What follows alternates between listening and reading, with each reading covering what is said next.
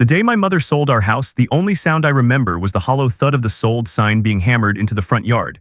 It echoed through my chest louder than her voice explaining, "We can't afford to keep it anymore." She said it calmly as if she were talking about replacing an old chair. But that house wasn't furniture. It was my childhood, my father's laughter, and the echo of my own small footsteps running through its narrow hallways. I was 24 then, working late shifts at a hardware store just outside town, trying to keep our lights on while she juggled debts. I didn't know she'd already listed the house. I came home one afternoon to find strangers in the living room, real estate agents with clipboards and tight smiles. The smell of coffee and dust mixed with something sharp in the air, the kind that makes your stomach sink. My mother avoided my eyes as she signed the papers. "It's done," she whispered. "We'll find somewhere smaller." But the way her hands trembled said something else, something final. For months after we moved into the apartment, I'd catch myself turning into our old street by mistake, expecting to see the crooked fence, the peeling blue paint, the porch swing that creaked like it was sighing. The new owners kept the mailbox but painted over our name. I told myself it didn't matter, but every time I passed by, I slowed down. There was a strange pull toward that place, as if the walls still remembered me. A year went by. My mother never talked about the sale again. I got a second job delivering furniture, saving just enough to plan my escape from that one-bedroom apartment that smelled of old carpet and reheated meals. Everything about life had become mechanical: wake, work, sleep. Until one afternoon, I got a call from a number I didn't recognize. The voice on the other end was hesitant, maybe early 30s, polite but uncertain. "Is this Daniel Hayes?" I said yes. There was a short pause before the voice continued. "My name's Alex. I bought your old house last year. I think you might want to come see something." At first, I thought it was a prank. But there was something about the tone, careful, almost nervous, that made me agree. He gave me the address I already knew by heart. I didn't even need to write it down. When I pulled up to the house the next morning, the air smelled faintly of rain and lilacs. The front yard looked the same, though the grass was trimmed now, the porch fixed, and the paint no longer peeling. But the house still had that same soul, that same quiet weight pressing down on its foundation. Alex met me at the door. He was tall, friendly, but his expression was strained, like he'd seen something he couldn't quite process. "Thanks for coming," he said. "I didn't know how else to contact you. We were renovating the basement last week, and well, we found something." He motioned for me to follow. The basement had always been cold and half forgotten, with one buzzing light bulb and stacks of boxes that my mother swore she'd unpack someday. The smell of earth and concrete still clung to the walls, but this time there was a section of drywall cut open near the furnace. Inside the cavity was an old metal safe about the size of a small microwave, its surface dull and scarred with rust. Alex crouched beside it, glancing at me. It was sealed behind the wall. The contractor almost missed it. When he pulled it out, he noticed this. He pointed to the front panel.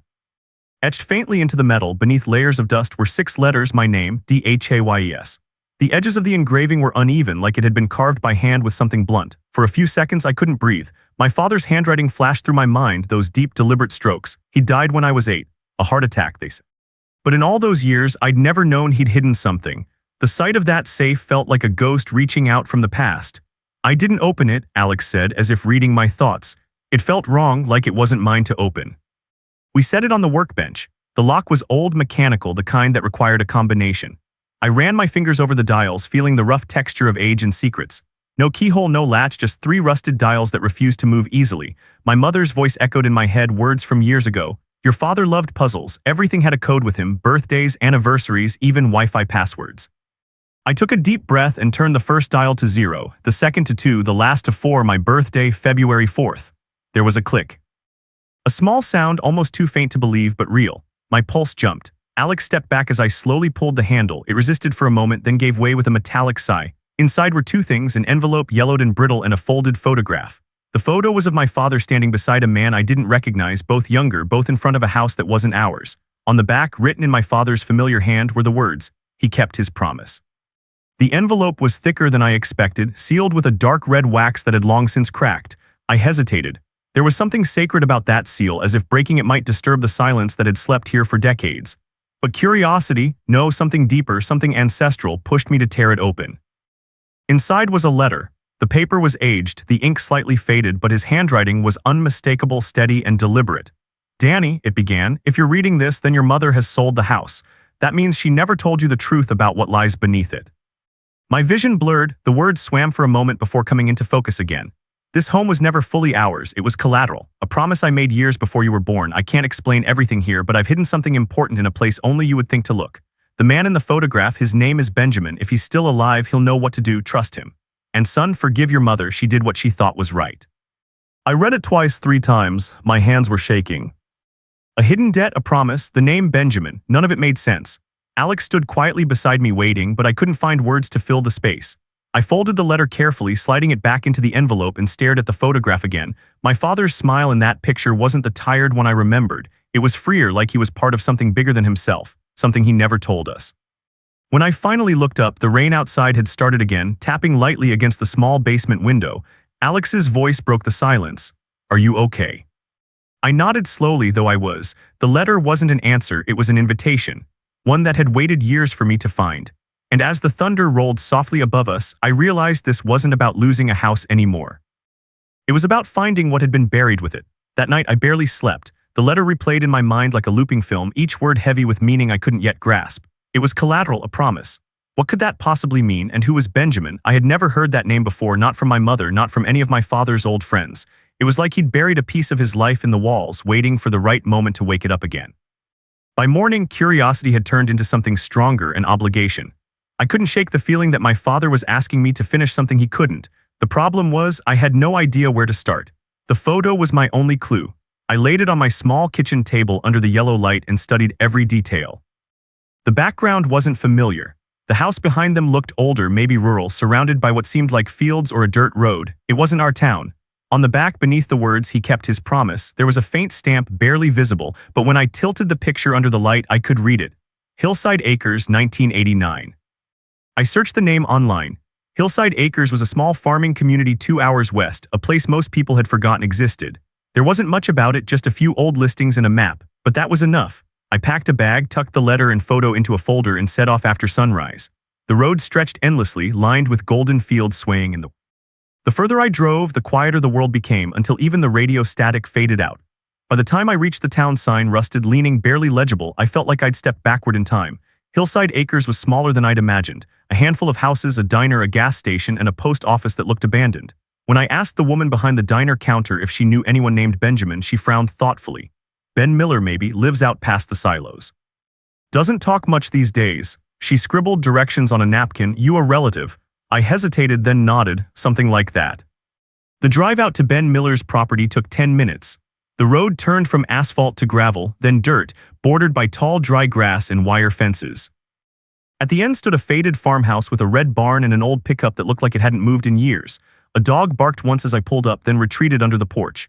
I got out, heart pounding harder than I wanted to admit, and knocked on the door. Nothing. I tried again, louder. This time I heard slow footsteps, then the creak of hinges. An elderly man appeared, gray-haired, eyes sharp despite his age. "Can I help you?" he asked. "Are you Benjamin Miller?" I asked. He studied me for a long moment before nodding slowly. "Who's asking?" "My name's Daniel Hayes," I said, pulling out the photo. "You knew my father." The man's expression froze.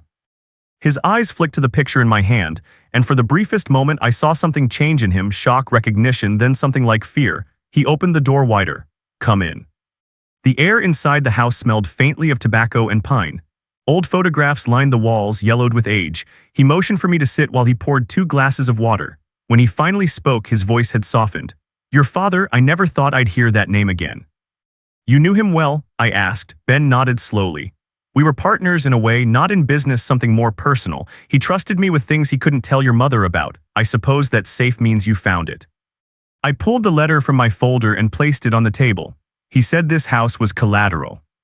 That he made a promise I don't understand." Ben stared at the letter for a long time, then sighed. "Your father was a good man, but he got caught in something bigger than he expected. Back in the 80s, before you were born, we both worked at an old factory on the edge of town, Hendrix Metals. They were dumping chemicals into the river, quietly paying off inspectors. Your father found out, he couldn't let it go. I leaned forward, so he tried to expose them." Ben nodded. "He gathered documents, photos, everything. But when the company found out, they threatened him. They offered a deal instead, money enough to buy that house and keep quiet. He refused, but then one of the foremen disappeared. Your father got scared, not for himself, but for your mother, for you. So he hid the evidence, everything, somewhere safe. He told me he'd leave a key behind in case something happened to him." My pulse quickened. "You think it's still there?" He looked at me, eyes heavy with regret. "If you found that letter, it means he wanted you to finish what he started." I thought of the line, "What lies beneath it." Could he have meant something literally buried under the house? Ben reached for a small box on the shelf, opened it, and pulled out a folded piece of paper. "He sent me this years ago," he said. "Told me not to open it until someone came asking." His hands shook slightly as he unfolded it. Inside was a rough sketch of our old house, every room drawn in pencil. In the corner, beneath the outline of the basement, was a small X. I stared at it, heart racing. That's under the furnace. Ben nodded. He said the truth was sealed under the home's foundation. Whatever it is, he didn't want it found by accident. A storm had started outside, thunder rolling across the open fields. The rain came hard against the windows. I looked at Ben and he met my gaze. You understand, he said. Once you open this, there's no going back. Some secrets don't stay quiet when you wake them. I folded the sketch and slipped it into my folder beside the letter. I need to know, I said quietly. He wanted me to. Ben didn't argue. Instead, he walked me to the door, his expression unreadable. Then be careful, he said, and whatever you find, don't trust everyone who comes asking. What? By the time I reached the car, the rain had slowed to a mist. I sat behind the wheel, the sound of water tapping the windshield, and stared at the farmhouse fading in the rearview mirror. For the first time since finding the letter, I felt the weight of something larger closing in, a truth my father had carried to his grave. When I pulled onto the road, the wind picked up, carrying the scent of wet earth and rust. The photo on the seat beside me shifted as the car turned, revealing the faint words again. He kept his promise. That line echoed through my head all the way home. My father hadn't been a man of broken vows. Whatever he'd hidden, he had done it for a reason. And now that reason had found me. The house waited at the end of the street like a memory I wasn't ready to face again. Its windows glowed faintly through the rain. Tomorrow I'd return to the basement, to the place beneath the furnace. But tonight, for the first time in years, I wasn't haunted by loss. I was haunted by purpose. The next morning, the rain had washed the streets clean, leaving the air cool and clear. I stood in front of the old house again, staring at its windows as if they could somehow reveal what was hidden underneath. Alex, the new owner, had already agreed to let me come back. He seemed curious too, though I could tell he was wary of whatever story he'd stumbled into. He met me at the door with 2 mugs of coffee and that same uneasy look he'd worn the first day. You really think something's buried under the furnace? He asked. I nodded. I know it sounds crazy, but I have to check. We went down to the basement. The morning light filtered through the small window, illuminating the dust hanging in the air. The safe sat open on the workbench, the letter beside it like a quiet reminder of what had brought me here. I showed Alex the sketch Benjamin had given me, tracing the small X under the furnace. This, I said, is where it's supposed to be. He crouched beside the furnace, inspecting the base. If your dad hid something here, he picked the perfect spot. Nobody touches this area unless there's a problem. We started by moving a few old boxes and clearing the floor. Beneath the thin concrete layer, I noticed something strange, a faint outline like a square just a shade darker than the rest. My pulse quickened. I grabbed a hammer and chisel from the tool rack, and together we began breaking the surface. The sound of cracking cement echoed through the basement. It was slow work. Sweat beaded on my forehead despite the chill in the air. After nearly an hour, the chisel hit something that didn't sound like concrete. It was hollow metallic. We cleared the debris until the top of a small iron box appeared. It was about the size of a briefcase, coated in dust and rust, sealed shut by 2 heavy latches. My hands trembled slightly as I wiped the surface clean. Alex exhaled, his voice low. That's been down there a long time. What? The box had no markings, no initials, no writing. But I could feel the weight of its story pressing through the metal. I unlatched one side, then the other, and slowly lifted the lid. Inside, wrapped in layers of brittle newspaper, were stacks of documents bound by rubber bands and a small black notebook. I reached for the notebook first. The leather cover was cracked, and the first page carried my father's name. The next few pages were filled with notes, addresses, and what looked like dates, most from the late 1980s. Then I saw a page labeled Project Silverline. Beneath it, scrawled in tight handwriting, was a list of company names, including Hendrix Metals. It wasn't just evidence, it was a record, a blueprint of how the factory had hidden toxic waste under false contracts, falsified safety reports, and funneled money through shell companies. My father had documented everything. Every signature, every bribe, every cover-up. It was the kind of information that could destroy powerful people. I turned another page and a photo slipped out, a grainy image of a group of men in suits standing beside a warehouse. My father was one of them, his expression serious, the man beside him unmistakably Benjamin. On the back, a single line, the shipment, May 12, 1989, if I don't make it, this tells the truth. My chest tightened. I could see now why he'd called it collateral. He hadn't taken money from them. He'd taken proof that could have ruined them all. He must have hidden it, intending to turn it in someday, but something stopped him. Maybe the threats had come too close. Maybe he'd realized what it would cost us. Alex was silent, staring at the documents. You realize what this is, right? He said quietly. If you bring this out, people will come looking for you. I know, I said, but if he risked his life to hide it, then I can't keep it buried. We spent hours sorting through the papers, photographing every page. Some were letters from company officials, others blueprints of the waste disposal sites. There were even copies of checks made out to fake names. It was more than enough to expose what Hendrix Metals had done. But there was one thing I still didn't understand. Why had my father trusted Benjamin with part of the truth but not my mother? That question gnawed at me all afternoon. When I finally left, I locked the documents in my trunk and drove straight to the diner in Hillside Acres. Benjamin was sitting in the same booth as before, a cup of coffee cooling in front of him. He looked up when he saw me and nodded as if he already knew what I'd found. "So," he said, "you dug it up." I slid the black notebook across the table. "You knew, didn't you?" He sighed, leaning back. "I suspected. He told me once that if something ever happened to him, his son would finish what he started, said you'd have to earn the truth." I hesitated. Why didn't he turn it in himself? Ben's eyes darkened. Because the company wasn't the only one involved. There were people in law enforcement, even local government, keeping it quiet. He wanted to protect you and your mother. He thought if he waited, maybe the right moment would come. I opened the notebook again, flipping to the last page. There in my father's writing was a name and address I hadn't noticed before. Federal Agent Harold Klein, Chicago, Trusted. I looked up at Ben's. "Do you know him?" Ben shook his head. "No, but if your father wrote that name, it means the man was part of the original investigation." For the first time, I realized this wasn't just about the past, it was about the present. These papers weren't meant to stay hidden forever. They were meant to find the right hands. As I left the diner, the sun was setting over the hills, turning the fields gold. I drove with the windows down, the air crisp and sharp, the notebook beside me on the passenger seat. I thought about my mother, how she must have known something but carried the secret anyway. Maybe she'd sold the house not just for money, but because it had become too heavy to live with what was buried underneath. When I got home, I placed the documents in a fireproof box and locked it. I spent the next few hours online, searching for any record of Agent Klein. There was one mention, a retired federal agent living outside Chicago listed in a public directory. The next step was clear. Before I went to bed, I stood by the window and looked out at the streetlights flickering over the wet pavement. Somewhere out there, my father's voice still lingered, carried in the choices he made. He had hidden the truth to keep us safe. Now it was my turn to decide whether to keep that promise or break it for the sake of what was right. I left for Chicago before dawn, the documents sealed inside a waterproof case on the passenger seat. The roads were quiet, the sky still gray, and every few miles I'd catch myself glancing at the box as if it might vanish. The further I drove, the heavier the air felt, as though I was carrying the weight of two lives, my father's unfinished mission and my own unanswered questions. By the time the city skyline appeared on the horizon, the sun had risen into a cold, pale light. I parked outside a modest suburban neighborhood where the address from the notebook led. A white two-story house sat at the end of the street, neat but unremarkable. There was a garden out front and an old man was trimming hedges with deliberate, slow movements. I approached carefully, the case in my hand. "Mr. Klein?" I asked. He turned, squinting at me over his glasses. His face was deeply lined but alert, his eyes sharp despite his age. "Depends who's asking." "My name's Daniel Hayes. My father was Robert Hayes."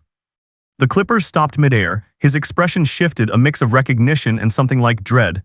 "Robert Hayes," he repeated quietly. "I haven't heard that name in decades." He motioned toward the porch. "Come inside." The living room was simple but filled with old case files, stacks of folders labeled in faded ink.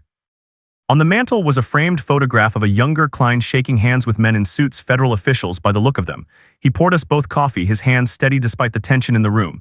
"Your father and I worked together briefly," he said, sitting across from me. "He came to me with evidence against Hendrix Metals, claimed they were falsifying environmental reports. I believed him. We started building a case, but then he vanished." "He didn't vanish," I said quietly. "He died, heart attack, they told us." Klein's gaze hardened. A heart attack at 38 after weeks of being followed, his tires slashed, his mail opened. I always suspected otherwise. But by the time I tried to reopen the file, it was sealed by higher authorities. They said it was classified for national interest. I opened the case and set the documents on the table. "He hid these under our house. It's everything he found. He said you were the one person he trusted." Klein stared at the papers for a long time before reaching out. He flipped through the pages, his eyes scanning each line with growing intensity. "This is, my God, this is everything they buried. The signatures, the fake disposal reports, even the offshore accounts. If this gets out, it'll expose more than just the company." He looked up at me, his expression grim. "Do you know what this means, Daniel? This isn't just evidence, it's leverage. People will kill to keep this buried." "I don't want leverage," I said. "I just want the truth." He nodded slowly. "Then we'll need to be careful. Let me make some calls." While he stepped into another room, I wandered the living room, my mind racing. A framed photo on the bookshelf caught my eye. Klein with my father standing outside what looked like the same warehouse from the old picture. They were smiling, unaware of how short their victory would be. When Klein returned, his face was pale. "Someone must have been watching the old files," he said. Within minutes of my call, my email access was locked. "They know something's stirring." "Who?" I asked. He hesitated. "Names I can't prove yet, but trust me, the men who buried this still have power." He pulled out a flash drive from his drawer. "I'll digitize everything, you keep the originals. If anything happens, the story must survive." What? We spent the next few hours scanning pages, transferring files, making backups. It felt mechanical, but beneath the routine there was tension, a sense that we were racing against an unseen clock. When it was done, Klein handed me a second drive. "Take this and leave town for a few days. Don't go home yet, they'll trace you." I wanted to argue, but his tone left no room. I shook his hand, thanked him, and stepped out into the afternoon light. The air smelled like rain again, though the sky was clear. I walked to my car, unlocked the door, and froze. Across the street, a black sedan sat idle. Two men in suits were inside, pretending not to watch. My pulse spiked. I got in the car, started the engine, and pulled away, pretending not to notice. In the rearview mirror, the sedan followed. For the next half hour, I drove aimlessly through the outskirts of the city, turning down side streets, merging onto highways, doubling back. The sedan stayed behind, always at the same distance. Finally, I spotted an underpass near a construction site. I turned sharply and pulled into a narrow alley, killed the engine, and waited. The sedan passed by, its brake lights flaring before disappearing around the corner. I exhaled slowly, gripping the steering wheel. Whatever this was, it was bigger than just corruption, it was survival. That night, I booked a cheap motel 2 hours north near a small lake. The neon sign flickered outside as rain began again, drumming softly on the window. I laid the documents on the bedspread and stared at them under the dim lamp. Each page was a piece of my father's life, his fear, his courage, his determination to protect us. I opened the last page of the notebook again. There was a line I hadn't noticed before, scribbled faintly in pencil: "If they find you before the truth does, look to the lake." I read it twice, unsure if it was metaphor or instruction. The words pulsed in my mind like a riddle. The next morning, I went to the edge of the lake before sunrise. The air was cold and still, the water smooth as glass. I walked along the shore until I reached a half-collapsed wooden dock.